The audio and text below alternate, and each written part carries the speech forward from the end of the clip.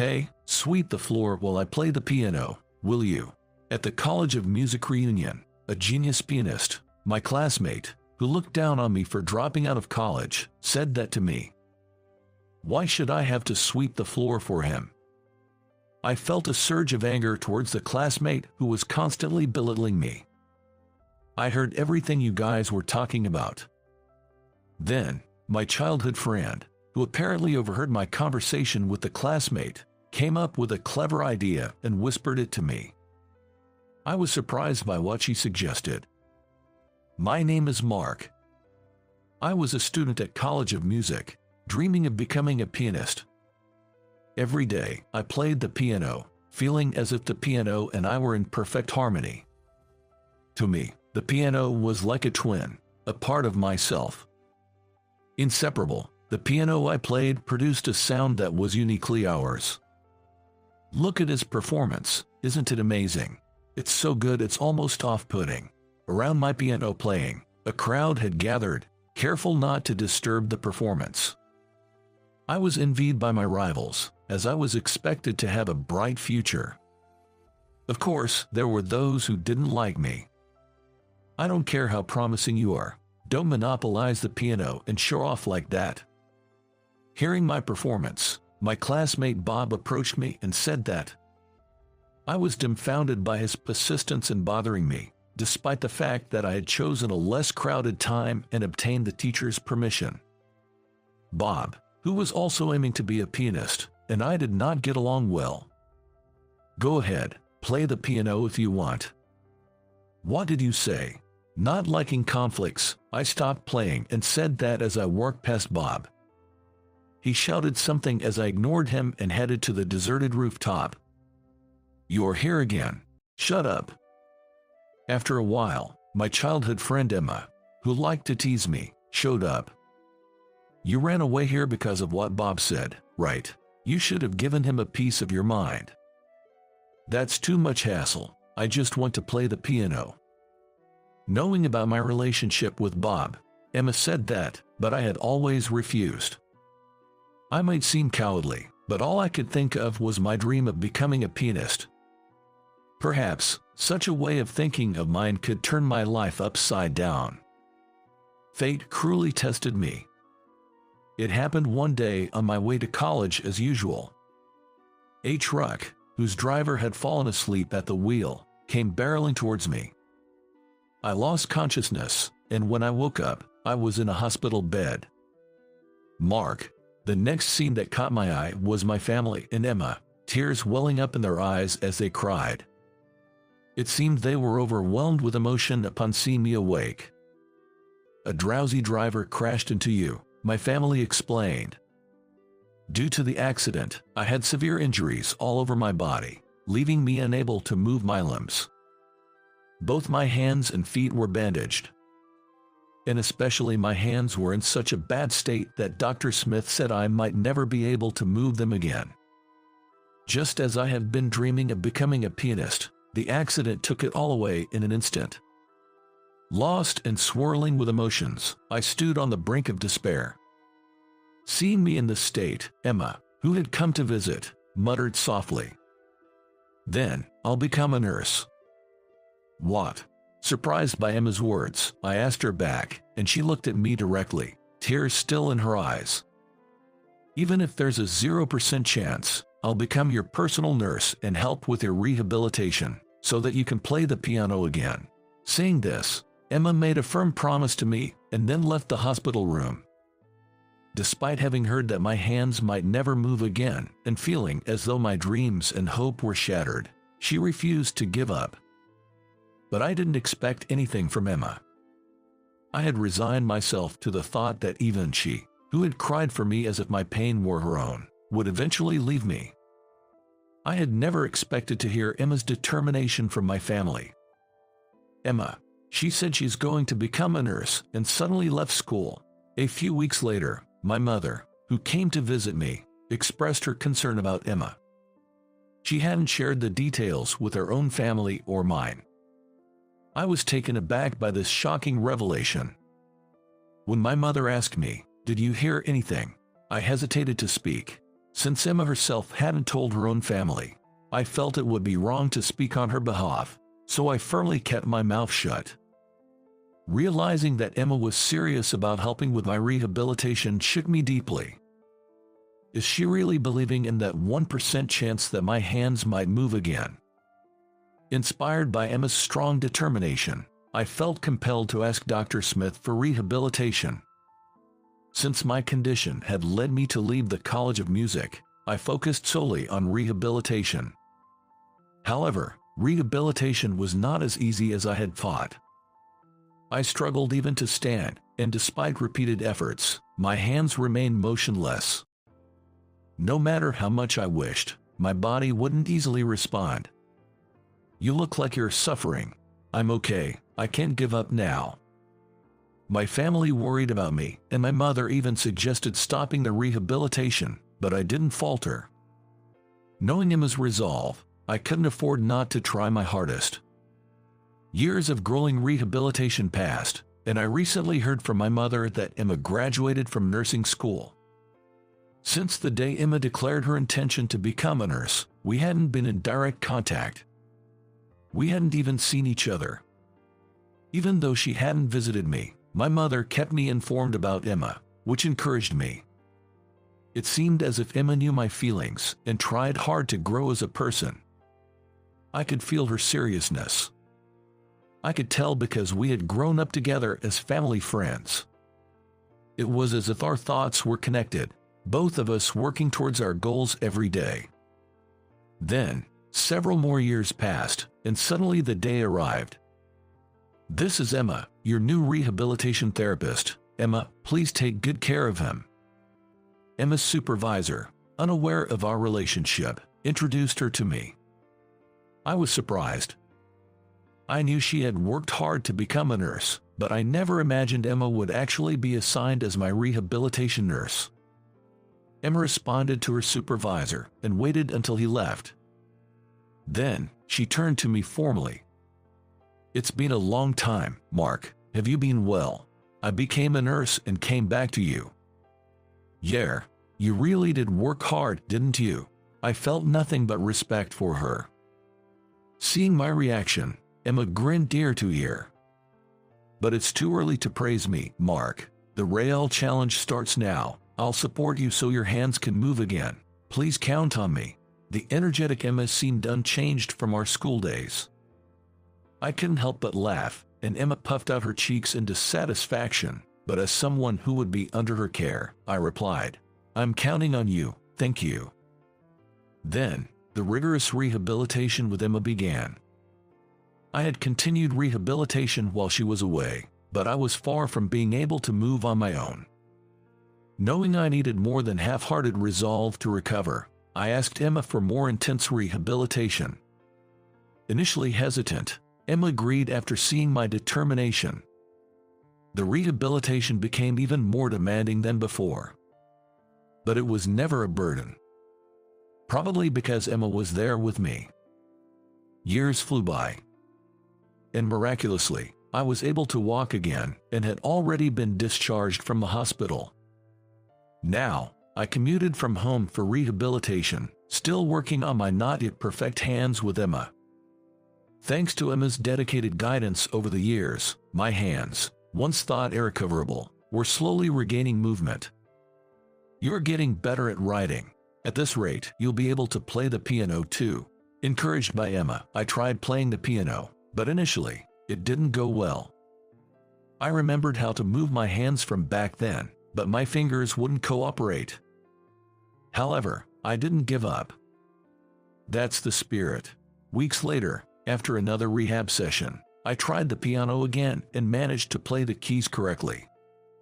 That day marked the beginning of my piano practice at home. Gradually recalling the old sensations. "You did it, Mark." Emma's joyous smile, as if it were her own achievement, made me happy too. Despite having been told I would never move my hands and feet again, Emma had always been on my side, and I had fallen in love with her without realizing. That was hard to believe, because I used to think only of the piano. But now, I was already 40. I felt guilty for having involved her in my life. I wasn't good enough yet. I decided I must be able to play the piano as I used to before addressing my feelings. Until then, I would keep my emotions to myself. Knowing she was of age, I once asked her during rehab, "Do you have a boyfriend?" She evaded the question with a vague no.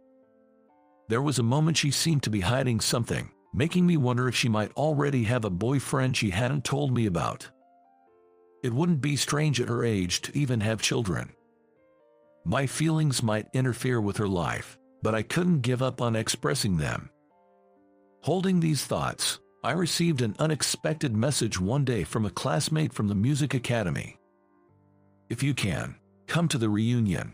The reunion was organized by someone who was apparently in cahoots with Bob, and they had invited me, even though I had dropped out at the time. Without any suspicion, I nostalgically agreed to attend, unaware that I was falling right into their trap. The next day, when I mentioned the reunion to Emma, she said she had been invited too and suggested we go together, seeming a bit apprehensive. "Don't make it sound like a girl who needs someone to go to the bathroom with. You still act like a student, don't you? Come on, we're childhood friends and both dropouts, so stop complaining and let's go." Urged by Emma, I agreed, and she seemed relieved. I found her concern endearing and chuckled to myself. Before I knew it, the day of the reunion arrived. "Mark, long time no see, have you been well?" Upon arriving at the reunion venue, my classmates joyfully gathered around me, delighted to see me after so long. I noticed that Emma, too, was surrounded by female classmates, chatting away. We each spent time reminiscing and catching up with our former classmates, as if trying to recapture our student days. "Hey, long time no see, dropout Mark." Then, a familiar voice from behind made me startle. Turning around, I saw Bob, whom I hadn't seen in a long time. "Bob, it's been a while. Do you see that piano over there? It's set up for me, the genius pianist." He pointed towards a stage where a piano was indeed placed. After my accident, Bob had graduated and become a renowned pianist, now frequently appearing on TV shows. I had seen him on TV a few times and knew he seemed to revel in his status, surrounded by his entourage. Among them, I noticed the person who had invited me to the reunion. It dawned on me that I had been set up by Bob and his accomplice. "The loser shows up at the reunion I organized. Heard your fingers don't move well because of the accident. Guess your pianist dream is over. Right. God was watching you. He knew I'm the more deserving genius pianist than you." I pitied Bob, who hadn't changed since our school days. Yet, I couldn't help but feel envious, as he had achieved the dream of becoming a pianist before me. Having once aspired to be a pianist myself, it was impossible for me not to feel frustrated. Bob knew this and had probably organized this event deliberately. "Oops, excuse me." Suddenly, Bob grabbed a glass of juice from a table and spilled it on the floor. He then mockingly said to me, "Sweep the floor while I play the piano. It'll be good rehab for your hands." His entourage burst into laughter with him. But I didn't back down. "Why should I? You spilled it on purpose, so you clean it up." Still as cheeky as ever, "I knew you'd say that, but you know why you'll be the one cleaning, right?" I waited for his explanation, and Bob smirked. "I reserved this venue under your last name. If it gets too messy, the venue's manager will come after you." His underhanded tactics, using my name, brought my anger to a boiling point. "That's why you better clean it up. And hurry, the TV crew will be here soon to film my piano performance." Bob sneered as he walked past me.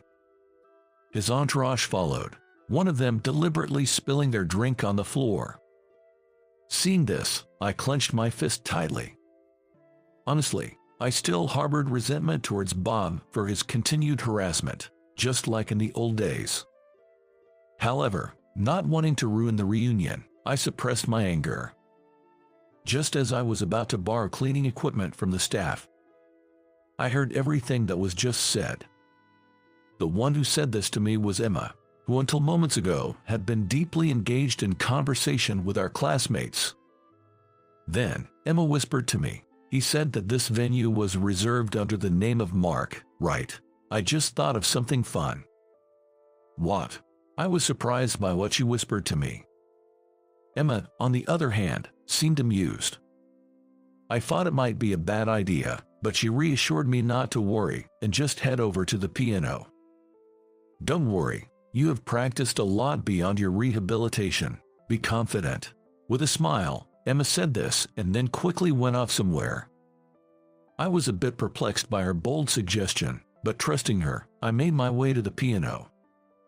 Shortly after, during the TV coverage at the reunion venue, Emma surprisingly appeared on stage as the host, microphone in hand. Who let her have the mic? Then, Bob, who was waiting on stage, immediately tried to stop Emma. But he was stopped by the venue staff. "Sir, you can't just go on stage like that. Hey, let go of me. I'm the genius pianist Bob Anderson. I was informed that Mr. Abbott reserved today's performance. Any changes were made by you, weren't they?" "What? I didn't make any changes." "Who on earth would?" Bob's words were cut short. Turning to see, Emma was sticking her tongue out at the raging Bob.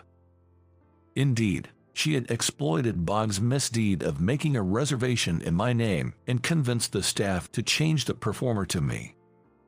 Naturally, as the person who made the reservation had given their consent, the staff accepted the change without any doubt. "Somebody stop her." Realizing he'd been outmaneuvered by Emma, Bob naturally erupted in anger. Struggling and restrained by the confused staff, I walked past Bob. "Mark, I did clean the floor properly. It made for a good warm-up. I should thank you." Saying this with a laugh, I ignored the frenzied Bob and sat at the piano. After confirming this, Emma took the mic again and began to speak. "Ladies and gentlemen, witness the miraculous comeback of Mark Abbott, who, despite being told he would never use his hands again after an accident, never gave up on his dream of becoming a pianist." With that, Emma encouraged me to play the piano. Relaxing my shoulders, I placed my fingers on the piano keys and began to play the piano. During the performance, the venue was abuzz. Everyone was captivated by my piano playing. After finishing the performance, I received a grand round of applause from my classmates. Watching this, I felt like I had reclaimed the part of myself that had aspired to be a pianist. "Who are you, exactly?" The journalists, who were there for Bob, crowded around me after my performance. As I was bewildered, Emma stepped in and said, "Please leave the interviews for after the reunion," and managed to shoo them outside. After getting rid of all the journalists, she turned to me. "That was an amazing performance. Well done, Mark." Thank you so much, Emma. It's my way of thanking you for coming to the reunion." "Just kidding." Emma said this with a laugh, but thanks to her, I was able to reclaim the part of myself that had been aspiring to be a pianist. I was filled with an indescribable sense of gratitude towards her. This feeling persisted even after the reunion. After a fun gathering with my classmates, I was leaving the venue when I was suddenly swarmed by the media, causing quite a stir. The next day, I was featured in the media as an unknown genius pianist. And thus, I became known to the world. On the other hand, Bob was left ignored by the media and ended up in a dispute with the venue staff. A classmate captured this moment, and the video went viral, causing a major uproar. He was labeled as the true nature of a genius pianist in articles, leading to a big commotion. However, given Bob's actions, it seemed like he got what he deserved. It's payback for the old days. During our student days, Emma said this about Bob, who had always interfered with my piano playing because he disliked it. I decided to forget about Bob and focus solely on my piano playing. "Hey, there's something I want to talk to you about." A few days later, I approached Emma nervously. She had been helping me with my rehabilitation as usual, but now that I had become a pianist, I was determined to confess my feelings. Seeing me tense, Emma initially seemed surprised, but then she smiled slightly and said, "Go ahead," encouraging me to speak. Although I felt like my feelings were already obvious, I gathered my courage and confessed my love to her. To which she smiled and said, "Finally, you said it." It seemed she had been waiting for my confession all this time. I had initially hesitated, wondering if she had a boyfriend, but in reality, she had been earnestly supporting me in my dream of becoming a pianist again. When I apologized for my late confession, Emma shook her head. "A late blooming romance isn't bad. I'm looking forward to our future together, Mark." As a pianist often referred to as a late bloomer, I felt somewhat comforted even when Emma mentioned it.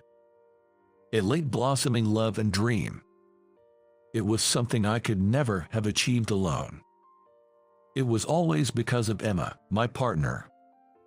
Now, I vowed to myself that it was my turn to be her support.